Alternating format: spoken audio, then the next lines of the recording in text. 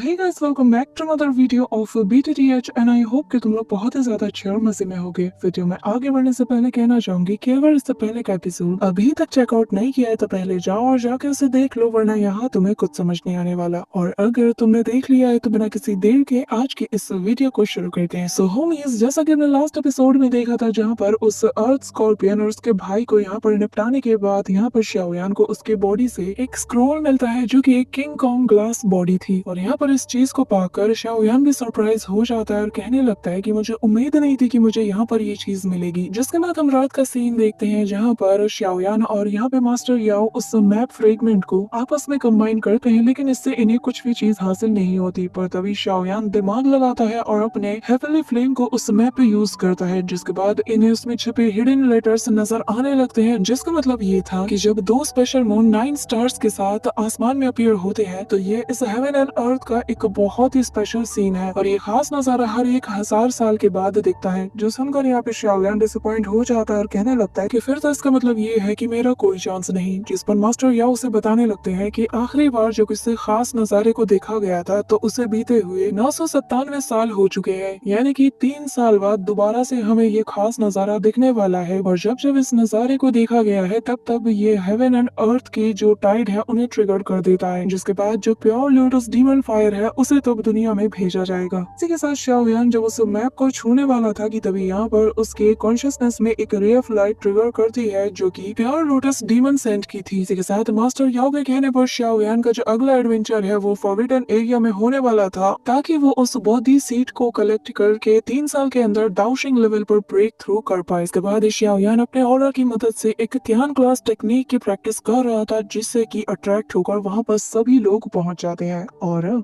आगे होमीज, हमारे इस एपिसोड के स्टार्टिंग में ही हम शाओयान को देखते हैं जहाँ पर उसके पास से निकल रही उस पावरफुल एनर्जी को देखकर सभी लोग शॉक्ड हो जाते हैं कि तभी यहाँ पर एक बहुत बड़ा एक्सप्लोजन होता है, जिससे कि यहाँ पर मास्टर याओ और बाकी के लोग रोक देते हैं कि तभी हम यहाँ पर शाओयान की एक और एक गोरिल्ला ग्लास वाली बॉडी को देखते हैं जो कि बहुत ही पावरफुल एनर्जी को रिलीज कर रहा था। यहाँ पर हम देखते हैं कि मास्टर याओ भी उससे बहुत ही ज्यादा इम्प्रेस हो जाते हैं और कहने लगता है कि सच में तुम बहुत ही ज्यादा कमाल के हो। कि तभी यहाँ पर उनकी नजर उस गोरिल्ला ग्लास वाली बॉडी पे जाती है जो कि इंटेंस अमाउंट में एनर्जीज को भी रिलीज कर रहा था। उसे देखकर मास्टर याओ कहने लगते हैं कि ये गोरिल्ला ग्लास वाली बॉडी बहुत ही ज्यादा टफ है और बहुत ही ज्यादा यूनिक। यहाँ पे हम देखते हैं कि शाओयान पूरी तरीके से उसे कंट्रोल करने की कोशिश करता है, जिसके बाद वो यहाँ पर जैसे जैसे उसे कंट्रोल करने की कोशिश करता है वैसे वैसे उस पर प्रेशर बढ़ता जाता है और फिर शाओयान एक बहुत जोर की आवाज निकालने लगता है, जिसे देखकर सभी लोग हैरान हो जाते हैं। और फिर अगले ही पल यहाँ से वो गोरिल्ला ग्लास वाली बॉडी पूरी तरीके से डिसअपियर हो जाती है, जो देखकर मास्टर याओ, क्वीन वेडीज और बाकी सब लोग इमीडिएटली शाओयान के पास पहुंच जाते हैं, जहाँ पर शाओयान की हालत कुछ ठीक नहीं लगती। और यहाँ पर शाओयान खड़ा होते हुए कहने लगता है कि मैं बस इस बॉडी को 7 मीटर्स तक ही क्रिएट कर पाया, जबकि इसका पीक 9 फीट है। जो सुनकर मास्टर याओ कहते हैं कि चिंता मत करो, रास्ता भी बहुत लंबा है और तुम्हें बहुत लंबा सफर तय करना है, पर ये सब छोड़ो, तुम बताओ आखिर तुम्हें कैसा लग रहा है। जिस पर यहाँ पे शाओयान कहने लगता है कि मास्टर, इतने छोटे मोटे इंजरीज से मुझे कुछ नहीं होने वाला और वैसे भी बचपन से ही मेरी बॉडी बहुत ही ज्यादा डिफरेंट है, इसीलिए मैं बिल्कुल ठीक हूँ। पर अगर मेरी बॉडी एक ऑर्डिनरी पर्सन की तरह होती तो मैं शायद मारा जाता। जो सुन के मास्टर याओ कहने लगते हैं कि अगर मैं तुम्हारी अभी करंट सिचुएशन की बात करूँ तो तुम्हारी बॉडी को देखकर मुझे नहीं लगता कि तुम्हें अब इसे और कंटिन्यू करना चाहिए, और अगर तुम इस गोरिल्ला ग्लास बॉडी को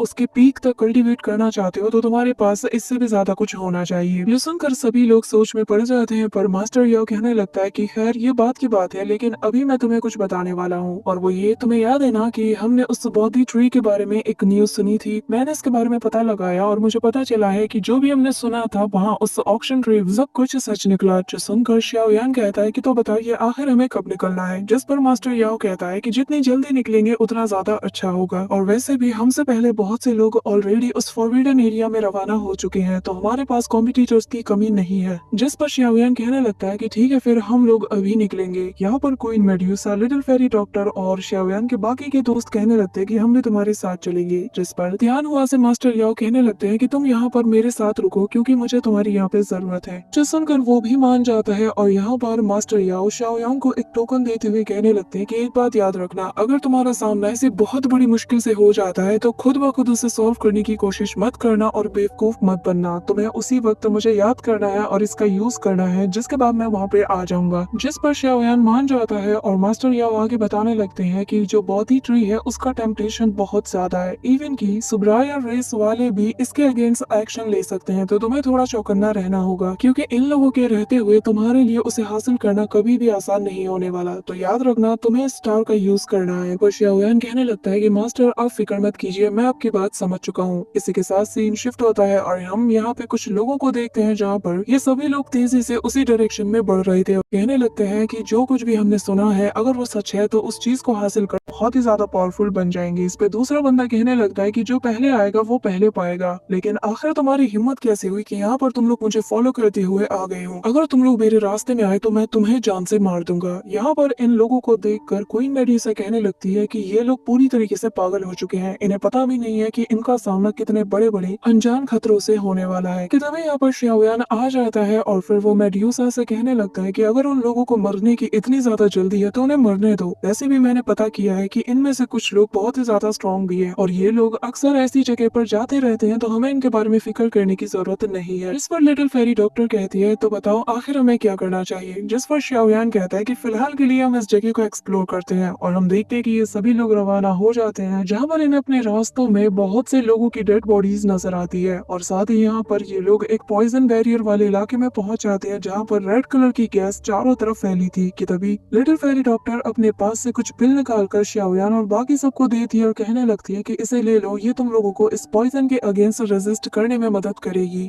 इसी दौरान शाओयान की नजर एक बंदे पर जाती है जो कि 1000 लेवल पर था, जो देखकर वो शॉक्ड हो जाता है और कहने लगता है कि इवन के एक 1000 लेवल का बंदा भी इस पॉइजन बैरियर के आगे टिक नहीं पाया, क्योंकि नॉर्मली जो 1000 लेवल के बंदे होते हैं वो यहाँ पर दाओकी की पावर से अपनी बॉडी को पूरी तरीके से कवर कर लेते हैं, तो इस वजह से पॉइजन उनकी बॉडी में पेनिट्रेट नहीं कर सकता। तो आखिर ये पॉसिबल कैसे हो पा रहा है? कि तभी ये सुनकर लिटिल फेरी डॉक्टर यहाँ पर उस पॉइजन के कुछ ट्रेसेस अपने हाथ में लेकर उन्हें एग्जामिन करने लगती है और वो पाती है कि असल में इस रेड मिस्ट में बहुत से छोटे छोटे क्रिएचर्स हैं जो कि जेलीफिश की तरह दिख रहे थे, जिसे देखते साथ ही वो कहने लगती है कि ये बिल्कुल भी ठीक नहीं और वो एक जगह पे लैंड करके उसे और अच्छे से चेक करना शुरू कर देती है, जो देखकर शाओयान कहता है कि आखिर क्या हुआ? जिस पर लिटिल फेरी डॉक्टर बताने लगती है कि यहाँ पर मुझे कुछ ठीक नहीं लग रहा, ये पॉइजन बहुत ही ज्यादा डिफरेंट है। जिसके बाद लिटिल फेरी डॉक्टर अपने पॉइजन से वहाँ पर एक जगह पे अटैक करती है, जिससे हम देखते हैं कि वो जगह थोड़ी सी जल जाती है, जिसे देखकर शाओयान समझ जाता है कि असल में ये पॉइजनस इंसेक्ट है, ना कि कोई पॉइजनस गैस। जिस पर लिटिल फेरी डॉक्टर हमें जवाब देते हुए कहती है कि इनकी तादाद बहुत ज्यादा है और इनका जो साइज है ये बहुत छोटा है, एक सांस में ही लाखों की तादाद में ह्यूमन बॉडी के अंदर पहुंच जाते हैं और जैसे जैसे यहाँ पर लोग सांस लेते रहते हैं उनके अंदर धीरे धीरे ये पॉइजन पहुंचता जाता है और फिर अंदर से ये पेनिट्रेट करना शुरू कर देता है और ये सच में बहुत ही ज्यादा खतरनाक है। यहाँ पर ये सुनकर सभी लोग शॉक्ड हो जाते हैं। इसके बाद लिटिल फेरी डॉक्टर बताने लगती है कि मेरी बॉडी में भी ये पॉइजनस क्रिएचर गए हैं, लेकिन मेरी बॉडी के अंदर मौजूद वो पॉइजन इसे अपने आप ही मार दे रहा है।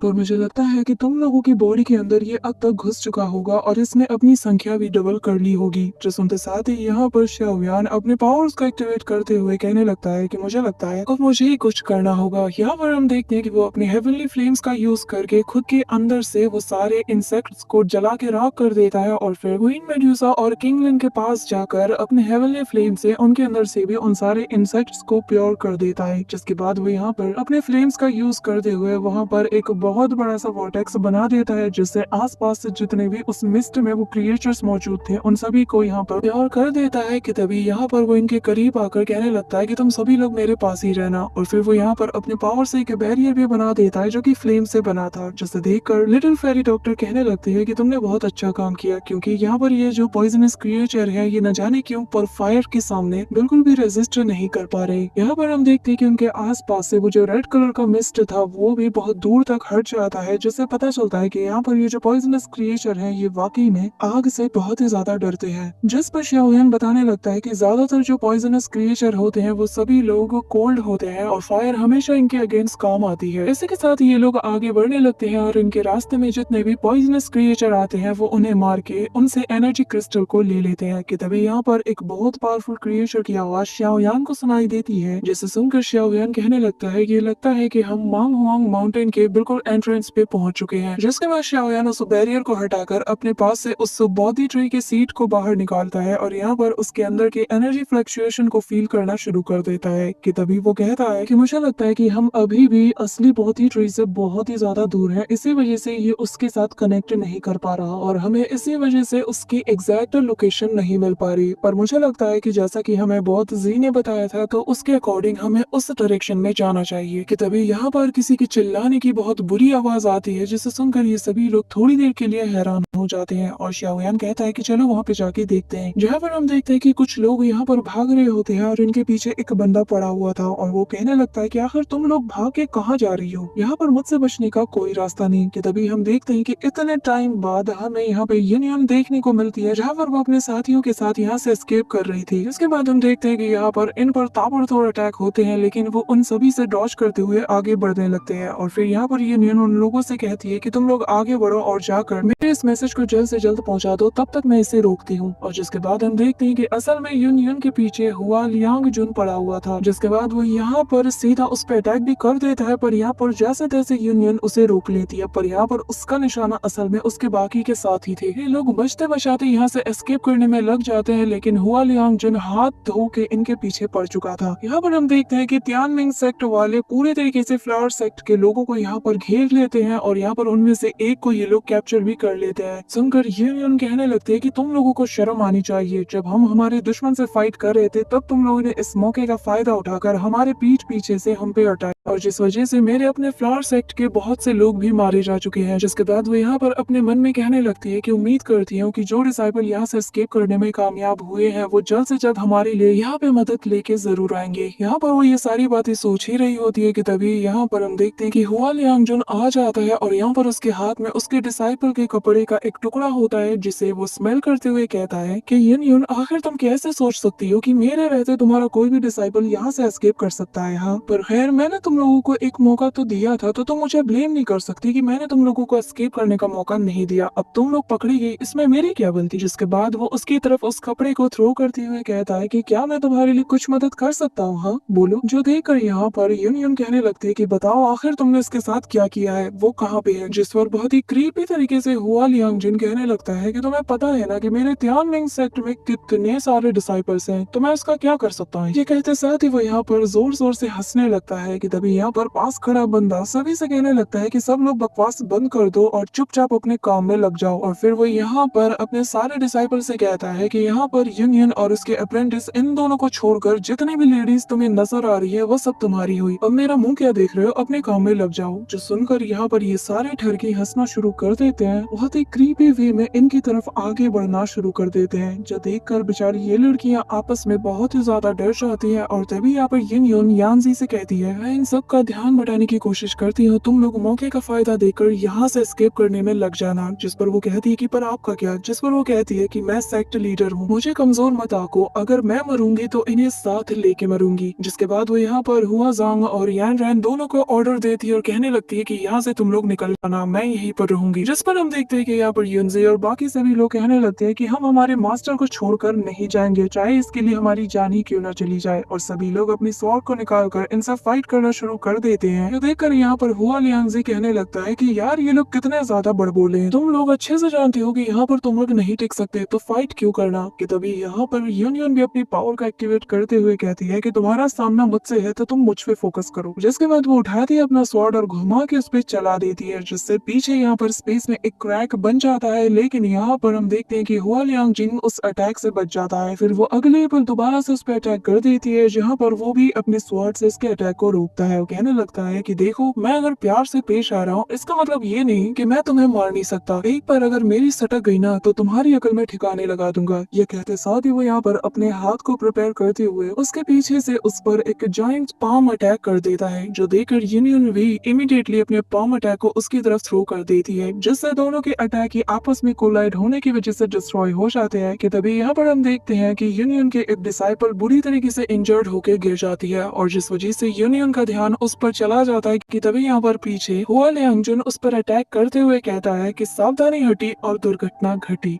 चलो मैं तुम्हें उसी के पास पहुंचा देता हूँ। जिसके बाद उसका अटैक यहाँ पर यूनियन को लैंड हो जाता है और वो जमीन पे जा गिरती है। जिसके बाद वो दोबारा से फाइट बैक करने की कोशिश करती है, लेकिन यहाँ पर हुआ लियांगजन उसकी अकल ठिकाने लगा देता है। यहाँ पर यूनियन बहुत ही ज्यादा इंजर्ड हो जाती है और एक एक करके उसके सारे डिसाइबल्स भी यहाँ पे पकड़े जाते हैं। यहाँ पर हुआ लियांगजन उसके पास आकर कहने लगता है कि तुम्हारे अंदर ना ये जो फाइटिंग स्पिरिट है, इसे देख कर ही मुझे अंदर से एक ऐसी खुजली मचती है कि मन करता है कि अभी के भी तुम्हें जान से मार दूं। कि तभी यहाँ पर हम उस दूसरे बंदे को देखते हैं जहाँ पर वो उस लड़की को गिरा कर कहने लगता है कि चलो अब इसे मेरे हवाले कर दो, मैं खुशी खुशी इस ब्यूटी को अपनाने के लिए राजी हूँ। यहाँ पर हम देखते हैं कि सभी लोग हंसना शुरू कर देते हैं और यहाँ पर हुआ लियांगजन भी कहने लगता है कि ठीक है फिर इसे तुम रख लो। यहाँ पर उस घटिया इंसान को अपने करीब आता हुआ देखकर यून इमीडिएटली कहने लगती है कि मुझे पाना इतना भी ज्यादा आसान नहीं है और फिर वो खुद को सेल्फ डिस्ट्रक्ट करना शुरू कर देती है, जो देखकर हुआ लियांगजन कहने लगता है कि ये करना इतना भी ज्यादा आसान नहीं होने वाला हमारे रहते। जो देखकर यहाँ पर वो बंदा कहने लगता है कि मास्टर यून इतनी ज्यादा डेस्परेट मत बनो, अगर तुमने खुद को यहाँ पर खत्म कर लिया तो जो ट्रेनिंग मेथड्स मैं तुम्हारे ऊपर इस्तेमाल करने वाला था ना, मैं फिर वो सारे ट्रेनिंग मेथड्स तुम्हारे डिसाइपल्स पर यूज करूंगा। ये कहते साथ ही वो यहाँ पर उसे पूरी तरीके से शांत कर देता है और यहाँ पे यूनियन भी ये सोच कर रुक जाती है। जिसके बाद वो यहाँ पर अपने डिसाइपल्स की तरफ देखती है जहाँ पर वो लोग उसे ही देख रहे होते हैं और फिर वो समझ जाती है कि उसे खुद को सैक्रिफाइस करना होगा इनके लिए। यहाँ पर यूनियन के आंखों में आंसू थे, लेकिन वो जानती थी कि वो इस वक्त कुछ नहीं कर सकती थी। कि तभी यहाँ पर तेज एनर्जी का झोंका आता है और सभी लोग दूसरे डायरेक्शन में देखने लगते हैं। जिसके बाद हम देखते हैं कि यहाँ पर शाओयान का क्रोनिक गोरिल्ला ग्लास बॉडी सामने इनके अपीयर होता है, जिसे देखकर इनके मुंह खुले के खुले रह जाते हैं। और यहाँ पे इस मौके का फायदा उठाकर यूनियन इमीडिएटली हुआ लियांगजन के बहुत ही गलत जगह पे मार देती है, जिससे बेचारा वहीं पे फ्रीज हो जाता है। उसे यहाँ पर हिला तक नहीं जाता और वो दर्द के मारे कर्राना शुरू कर देता है। यहाँ पर बाकी सभी लोग भी उस बॉडी को देखकर पूरी तरीके से शॉक्ड हो जाते हैं। कि तभी यहाँ पर हुआ लियांगजन इमीडिएटली यूनियन को गालियां देना शुरू कर देता है। कि तभी यहाँ पर शाओयान अपने हाथ से घुमा के एक जोरदार थप्पड़ जो है वो यहाँ पर हुआ लियांगजन के ऊपर जड़ देता है, जिससे वो जमीन में धंस जाता है। और फिर शाओयान कहने लगता है कि तुम त्यान मिंगजों के पालतू हो, तुम लोग कभी नहीं सुधरोगे ना, शर्म में नहीं आते, इतनी बार हार चुके हो लेकिन हर बार मुंह उठा के आ जाते हो। यहाँ पर ये सुनते साथ ही सामने वाला बंदा कहता है कि आखिर तुम कौन हो, हमें बताओ, और तुम्हारी हिम्मत कैसे हुई यहाँ पर मेरे त्यानमिंग सेक्ट के इंटरनल मैटर्स पे दखल अंदाजी करने की, और जबकि तुमने ये गलती कर ही दी है तो इसकी भरपाई तुम अपनी जान दे के करोगी। कहते साथ ही वो यहाँ पर अपनी एनर्जीज को गैदर करना शुरू कर देता है, जिसे देखकर यहाँ पर सभी लोगों को भी उससे बहुत ही उम्मीद थी। लेकिन यहाँ पर हम देखते हैं कि शाओयान बिल्कुल ही चिल खड़ा हुआ था और अगले ही पल बंदा यहाँ पर बहुत सी एनर्जीज को गैदर करते हुए अपना मिंग ड्रैगन फिस्ट अटैक को प्रिपेयर करना शुरू कर देता है। उससे बहुत ही उम्मीद थी, लेकिन यहाँ पर हम देखते हैं कि शाओयान बिल्कुल ही चिल खड़ा हुआ था और अगले ही पल बंदा यहाँ पर बहुत सी एनर्जीज को गैदर करते हुए अपना मिंग ड्रैगन फिस्ट अटैक को प्रिपेयर करना शुरू कर देता है, जिसे देखकर यहाँ पर सभी लोग हैरान थे। वहीं दूसरी तरफ वो यहाँ पर उन्हें मिंग ड्रैगन फिस्ट को सीधा शाओयान पर चल देता है, जिससे हम देखते हैं कि पीछे पोर्टल से एक बहुत बड़ा सा स्पिरिचुअल ड्रैगन तेजी से उसकी तरफ बढ़ने लगता है। कि तभी यहाँ पर शाओयान का वो पुराने गोरिल्ला ग्लास बिल्कुल शांत खड़ा था और बस अपने हैंड्स को मूव करने लगता है। कि तभी यहाँ पर तेजी से वो बंदा भी पड़ रहा था और अगले ही पल यहाँ पर शाओयान अपना वो हाथ के सीधा उसके फेस पे जड़ देता है, जिससे यहाँ पर उसका वो मिंग ड्रैगन फिस्ट अटैक पूरी तरीके से डिस्ट्रॉय हो जाता है। और वो बंदा यहाँ पर एक नहीं, दो नहीं, तीन नहीं, चार नहीं, बहुत से चट्टानों को तोड़ते हुए बहुत दूर जा गिरता है। सभी लोग शॉक्ड हो जाते हैं कि भाई आखिर सेकंड्स में हुआ क्या, उनके लीडर की ये हालत किसने की और आखिर ये बंदा कौन है। कि तभी यहाँ पर मास्टर फू भी आ जाता है और यहाँ पर हम देखते हैं कि उसके सारे डिसाइपल कहने लगते हैं कि आखिर ये कौन है जिसने की एक सिंगल पंच से ही मास्टर फू को रोक दिया। कि तभी हम देखते हैं कि मास्टर फू को आ जाता है गुस्सा और वो सबसे कहने लगता है कि सभी लोग मिलकर इस मॉन्स्टर को मार डालो। पर यहाँ पर शाओयान के पावर का नमूना ये लोग देख चुके थे और उस कड़ाकेदार पंच ने इन सभी की अकल ठिकाने लगा दी थी। इसी वजह से ये लोग यहाँ से 9-2-11 होने लगते हैं, जो देखकर मास्टर फू कहता है कि तुम लोग एक बार मेरे हाथ लग जाओ, अपने मास्टर को मैदान में अकेला छोड़ के भाग रहे हो ना, तुम लोग जिंदा नहीं रह सकते। मेरी बात कान खोल के सुन लो, तुम लोग कहीं भी पहुंच जाओ लेकिन मैं तुम लोगों को जिंदा नहीं छोड़ूंगा। यहाँ पर वो भी शौक था कि यार उसके सारे साथी जिनके दम पे वो इतना उछल रहा था, सब के सब उसे यहाँ पे अकेला छोड़ के चले गए। यहाँ पे वो उन पे चिल्ला ही रहा होता है कि तभी शाओयान अपना चाल चल देता है और जैसे ही मास्टर फू यहाँ पर पीछे मुड़ के देखता है तो वो पाता है कि यहाँ पर वो जाइंट सा फिगर तेजी से उसकी तरफ वो बढ़ रहा है, जिसे देखकर उसकी सिट्टी पिट्टी गुल हो जाती है और वो डर के मारे यहाँ पर कांपना शुरू कर देता है। और अगले ही पल हम देखते हैं कि शाओयान अपने दोनों जाइंट जायंट हाथ से इसे पूरी तरीके से मसल देता है और यहाँ पर इस अटैक की वजह से यहाँ पर बहुत बड़ा इम्पैक्ट भी रिलीज होता है जिसे कि दूर दूर से फील किया जा सकता था। इसी के साथ शाओयान की वो क्रॉनिक गोरिल्ला ग्लास बॉडी अपनी आंखें खोलती है और सामने वो यूनियन और बाकी सबको पाता है, जहाँ पर वो लोग भी धीरे धीरे लड़खड़ाते हुए खड़े होने लगते हैं और वो लोग भी हैरानी के साथ बस यहाँ पर उस जायंट से फिगर को देखे जा रहे थे कि तभी यहाँ पर हम देखते हैं कि